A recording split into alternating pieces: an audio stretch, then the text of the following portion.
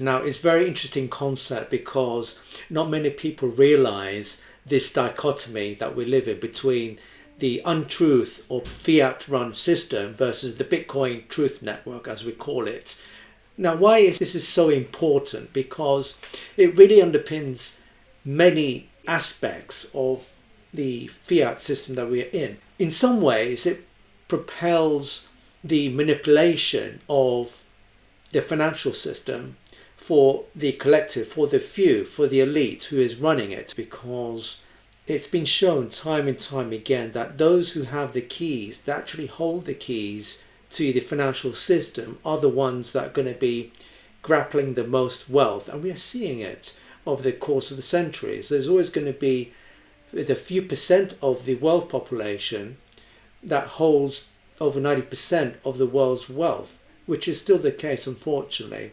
And this is typical symptom that we are seeing from the fiat system. It breeds greed, it breeds control, it breeds the manipulative behavior of this elite group that controls the system for their advantage, for their gain. And that is the fiat run system that is the poison chalice on everything that we have. Now, if we move it over to the Bitcoin world, it's entirely the opposite picture, where we have fiat system on the one hand and Bitcoin on the other, and there are competing forces between the two. The savings that I originally have and still have to some degree in the fiat system is decaying, and I need to find an escape route away from that system into one of truth, into one of egalitarian, where everyone has an equal share of economic rights and wealth in the system, and fundamentally one that is truthful and cannot be tampered with,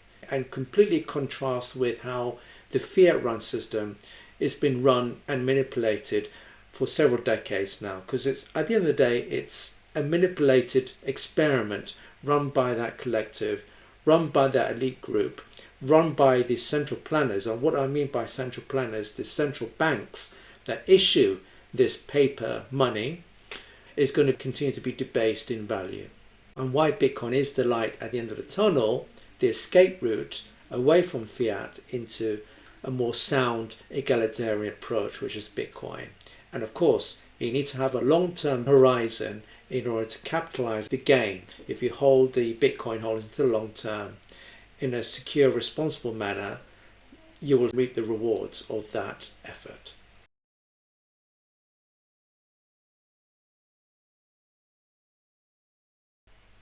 Now, this is a very interesting concept. Where there's control, there is fraud, there is excessive abuse of power to continue to manipulate, to continue to hold their clutches onto the system in order to keep the level of control that they once have, in order to print more money and inject that money into the supply, into the economy, and devaluing our savings, devaluing our assets held in that system for their gain. And this just doesn't stop on the economic system. It also has a downstream effect on other institutions, whether it's law, policy, or even government forces. They're all in it together. And this is the whole point, that where there is centralized control, there is going to be continuing battle for power to gain from it. And really, Bitcoin is indeed that answer, that safe haven, that parallel, decentralized system. We're going to be free from control. We're going to be free from the clutches of the elite, from the governments, from the powerful, from the collective. And we'll free ourselves from the money printing corruption that's going on. It's completely corruptible. But in the case of Bitcoin, as we are seeing, there isn't that luxury of money printing. There isn't such a concept of money printing at all. And as a result, it's incorruptible in nature. It's the only truth ledger there is out there. And it's happening right now. Law and order only work when built on stable, truthful money, which is Bitcoin.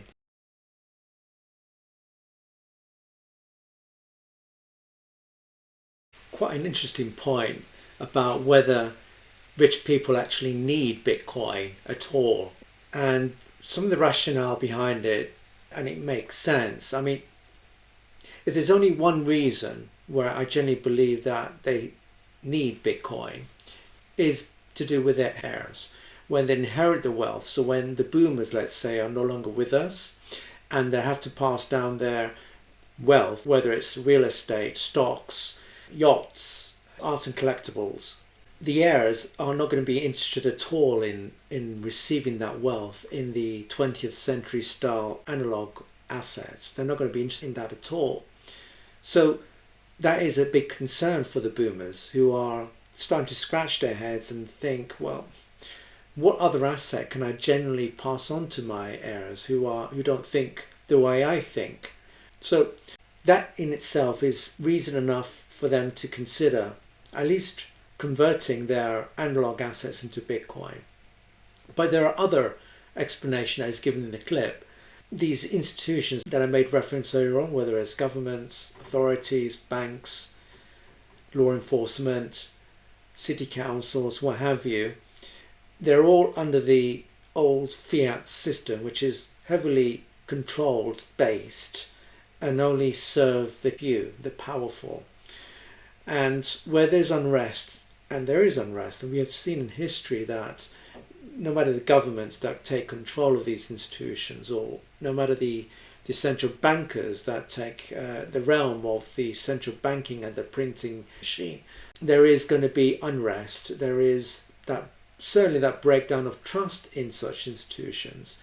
And as a result, this impacts gravely on all of us that are reliant on those institutions to behave in a equitable, egalitarian, trustworthy sense, right, for the will and the interest of the people.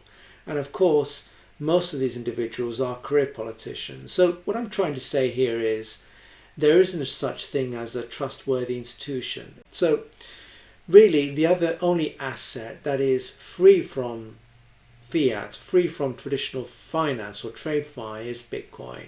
It acts more as an equalizer asset in that it's the only way to protect at least a proportion of your assets. So going back to the early example of the boomer generation, who need to start worrying about the best means of passing on their wealth, is to start converting those 20th century style real estate properties or yachts or arts and collectibles and even stocks into Bitcoin, because the Gen Zs aren't going to be at all interested in receiving or inheriting that wealth. They would be interested in Bitcoin, certainly on stablecoins, and indeed digital assets would be my pick for the Gen Z generation and beyond, right? Because this is where the wind is blowing, mainly because Bitcoin, as I explained earlier on, is the only egalitarian system that we have that protects that wealth in a completely open, fair and transparent way in the decentralized network, which is Bitcoin.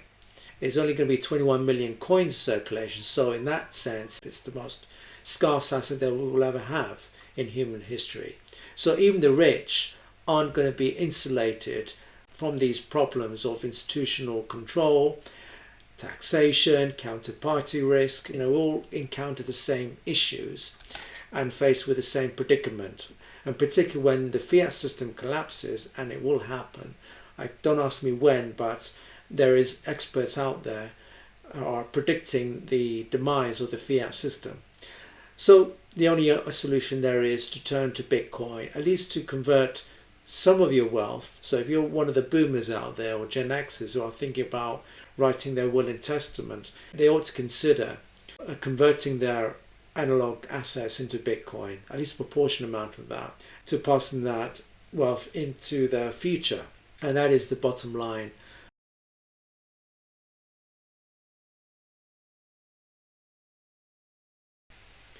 The point about Bitcoin being scarce is an interesting point raised.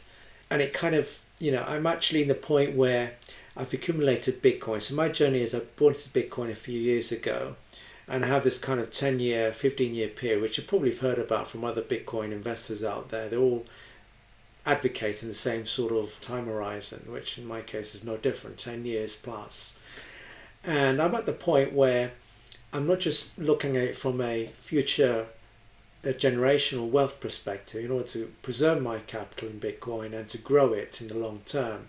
I'm starting to think of it more of a liberating asset, and it's kindly deeply philosophical the way Jeff Booth explained this point, which I can resonate, because I'm at the point of the journey now where, I'm kind of weary about what to spend and how I'm going to spend it on.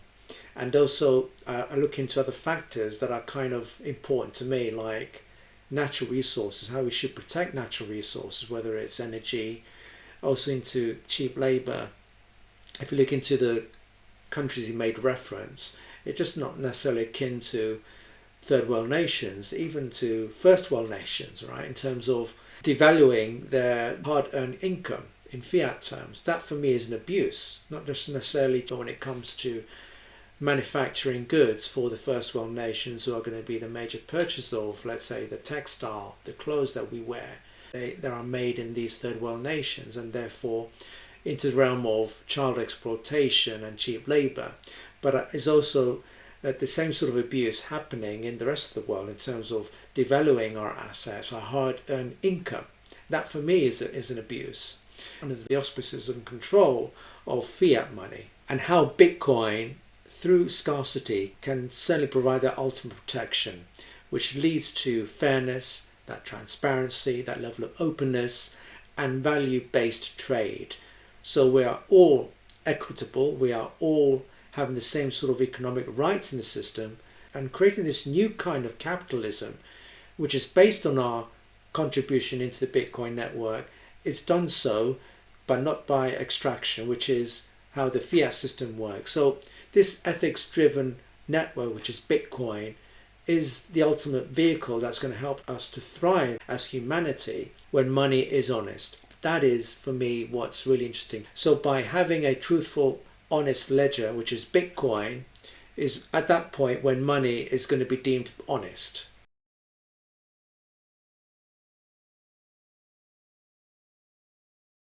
Now you can maybe be asking whether is Bitcoin religious? Does it have kind of it holds a certain amount of internal personal beliefs into the thesis of Bitcoin?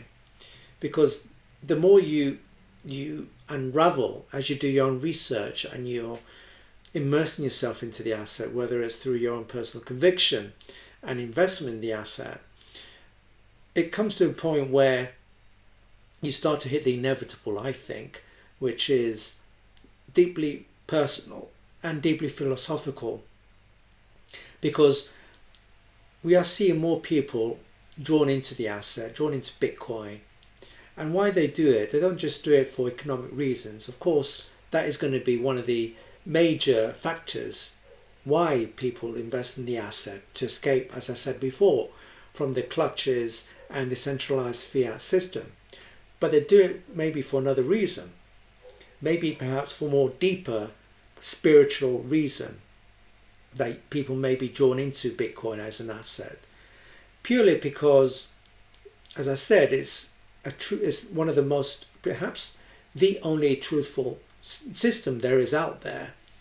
It offers that open transparency in terms of how and what people invest in the asset looks like. It also is coherent. It instills trust and a certain sense of purpose in a world full of entropy and chaos. And once you realize that, it's hardly surprising why people are more drawn into the Bitcoin asset, treating it more as a personal reason, a personal attachment. I think that word is appropriate. Attachment is a global asset. It's not something that is akin to a particular sect or religion. As a belonging to an asset, that you happen to evolve yourself or hold certain values in the system, because the system provides many things, not just economic savings technology, which is how perhaps has been started out by the majority of us investors into Bitcoin as a savings technology type asset. But as you get drawn into the asset, you're starting to unravel, as I said before, other attributes, other factors. So comparing this to how religion once unified communities, I wouldn't go far as that notion, but certainly as a shared belief system, in that it is based on math, it's based on energy, and it's one of the most egalitarian, libertarian asset for people as a whole, for the whole planet, then that sense of attachment to the asset is how I would play it. And it's done now by Bitcoin.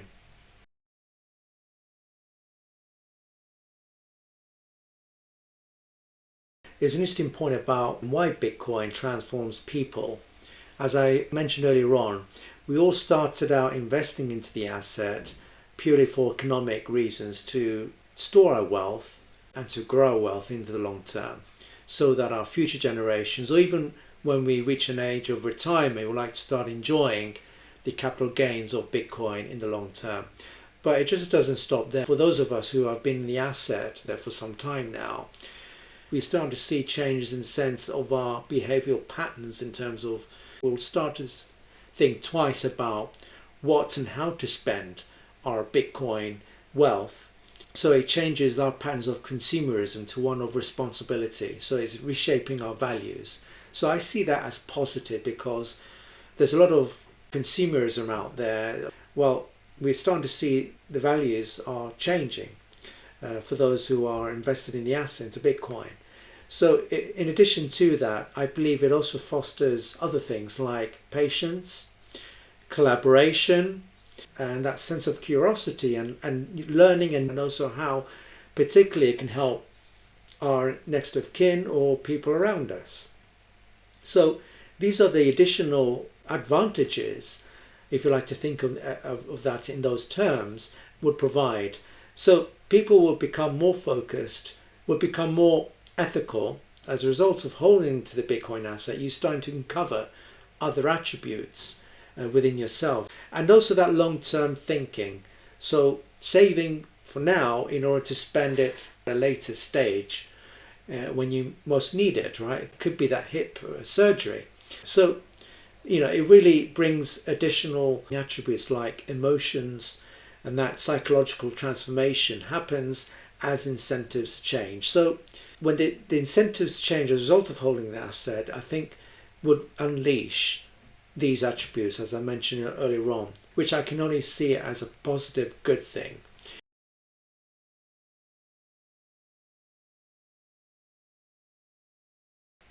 So just to summarize today's episode, moving away from just seeing it as an economic asset, there are other attributes and advantages that can be sought as a result of holding and investing this asset. So Bitcoin isn't just a new asset anymore, as we are seeing. It's a shift in how humans relate to time, value and trust. The monetary layer of society as a result is being rewritten. We're early in a transformation that could indeed reshape every global system. So encouragement is to step up, to stay curious, and to be part of this major evolution, which is going to unleash, as I said before, more of a, in my own personal opinion, more of a humanitarian type system. That one that is truthful, one that cannot be manipulated.